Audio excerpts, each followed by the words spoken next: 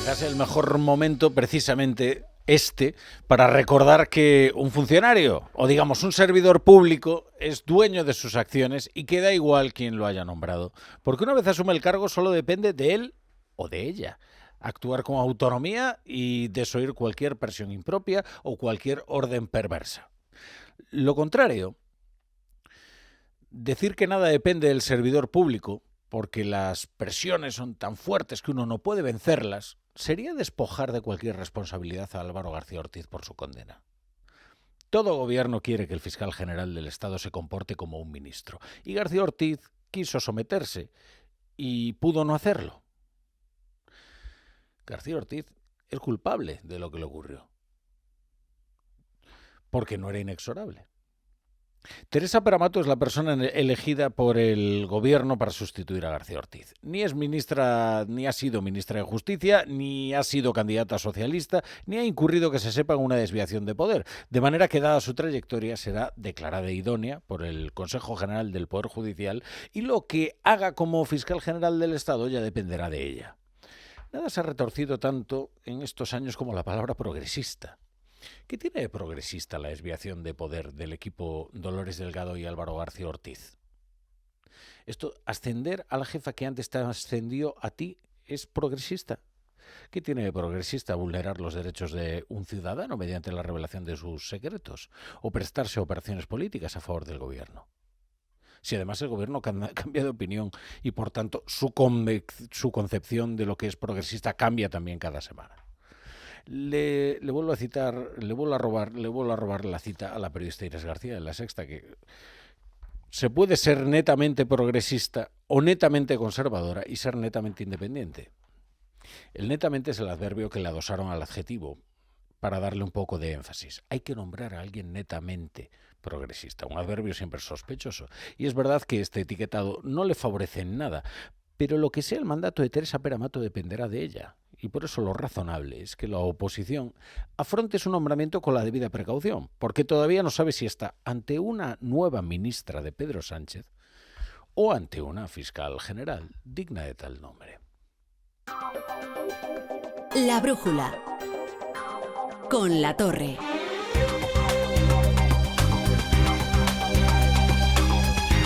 Bienvenidos a La Brújula. Si se incorporan a esta hora, la sintonía de Onda Cero. Isabel Perelló también llegó con el marchamo de progresista a la presidencia del Consejo General del Poder Judicial y por ahora su desempeño desde luego ha sido intachable. Hay personas como Cristina Herrero, que deja el cargo, en este caso la presidencia del AIREF, dejando la institución mejor de lo que la encontró y después de haber hecho una constante demostración de autonomía. Así que lo que sea el mandato de Teresa Peramato dependerá de ella. Incluso si algún día, como ocurrió con Eduardo Torres Dulce, decide que no se dan las condiciones para trabajar con autonomía y que decide abandonar el puesto.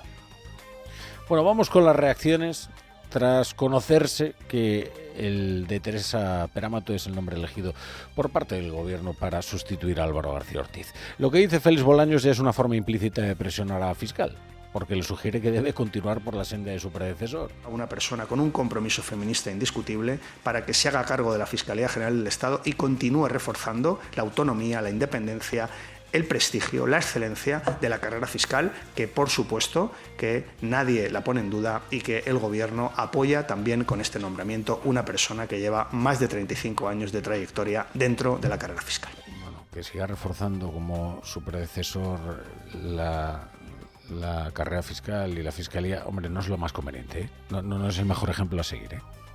Quizás alguien debiera aconsejarle, bueno, ella supongo que ya sabrá que no ofrece los mejores resultados, ¿eh? No, mire, Peramato puede elegir entre autonomía o continuidad, pero lo que no va a poder tener es ambas, porque de hecho una de las tareas primordiales que tendría por delante es reconstruir el crédito social de la Fiscalía, su credibilidad, hechos trizas después de los nefastos mandatos de Dolores Delgado y de Álvaro García Ortiz. En cuanto a la oposición, espera la oposición con la debida prevención dados los antecedentes, pero no ha querido salir en tromba contra una jurista que tendrá que demostrar su autonomía en el ejercicio diario del cargo. Miguel Tellado y Esther Muñoz, del Partido Popular. Bueno, vamos a ser prudentes, el Gobierno ha dado a conocer el nombre propuesto. En todo caso, yo creo que lo importante no es a quién nombra, sino quién lo nombra. Pedro Sánchez nombró a su fiscal general del Estado para delinquir, al anterior, al que ha tenido que dimitir porque el Tribunal Supremo lo ha inhabilitado, no por voluntad propia, y por lo tanto aquí la clave es saber si Pedro Sánchez ha decidido renunciar a seguir politizando la Fiscalía General del Estado o si por el contrario, de aquí en adelante va a seguir utilizando esa institución en beneficio propio. Un nombramiento que evidentemente es continuista, porque la nueva fiscal que proponen es de la absoluta confianza de Dolores Delgado, es de la absoluta confianza del señor Álvaro García Ortiz, y lo que nos estamos preguntando los españoles hoy es si esta nueva fiscal general del Estado, si el presidente del Gobierno le pide que cometa delitos para atacar a rivales políticos, también lo va a hacer. Eso es lo que se preguntan los españoles en un día como hoy. Bueno, es que eso es lo importante, eso es lo crucial. Si lo va a hacer, un servidor público puede recibir, un funcionario puede recibir una orden inapropiada, una orden incluso ilegal. De él depende no acatarla, porque no existe el imperativo legal en estos casos. Solo faltaría, ¿no? Y en cuanto a lo que dice Tellado, no, si en realidad la clave no es Sánchez. A partir de ahora la clave es Teresa Peramato, porque lo demás sería despojar de toda responsabilidad a quien ostenta el cargo. Una vez te nombran, tú eres soberano y puedes actuar con autonomía, y si no puedes, porque no te dejan, marcharte. Y hay ejemplos recientes, ¿eh? No le quitemos a Álvaro García Ortiz ni una micra de responsabilidad por lo ocurrido, porque no era un imponderable. Es verdad que todo viene precedido de un etiquetado que no le favorece, por estas expresiones de buscaremos a alguien netamente progresista y esta cosa epatante, ¿no?, de tratar de hacer frentismo con la oposición. Pero si Teresa Peramato sigue el camino de Álvaro García Ortiz, da igual que sea progresista o conservadora. En realidad el verdadero problema es que se ha convertido en una especie de títere del gobierno, y en ese caso pues será un mandato indeseable. Bueno, en más de uno, Carlos Alsina le ha consultado a Cristina Exeus, que es de la Asociación de Fiscales, y ha explicado que sí, que todos tenemos ideología, pero aquí lo importante es actuar con autonomía. Los fiscales somos imparciales, debemos de serlo. La ideología se queda en casa. Entonces, ese interés político por ideologizar a la Fiscalía no hace bien a nadie.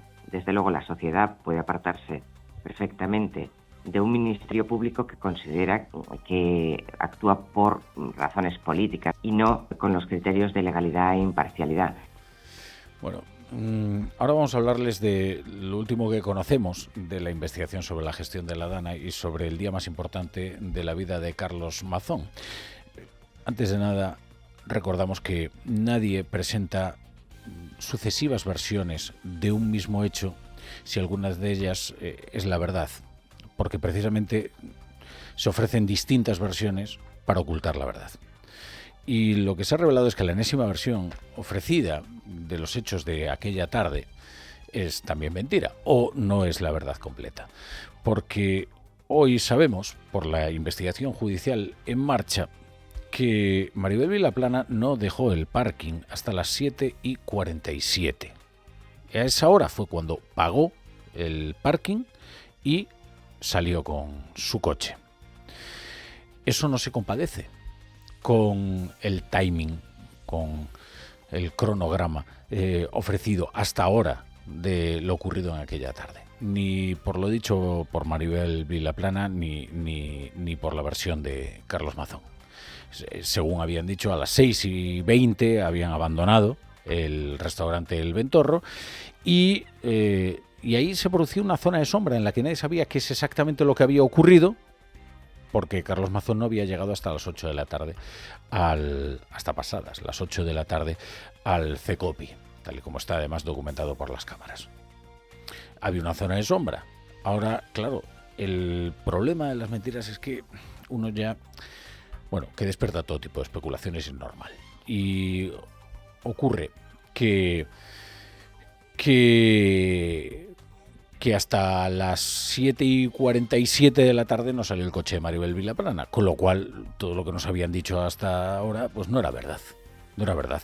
Y es más, es que añade una información el diario Levante, en el que dice que fue la periodista Vilaplana la que llevó con su coche al presidente de la Generalitat, Carlos Mazón, hasta el Palau, tras salir del aparcamiento Glorieta Paz del centro de Valencia a las 7:47.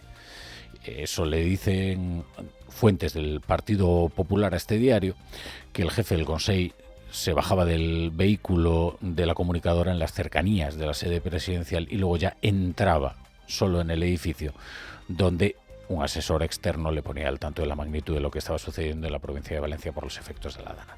Durante todo ese tiempo, esa zona de sombra, él había permanecido incomunicado. Salió a las 6:20, no entró en el CECOPI hasta las 8.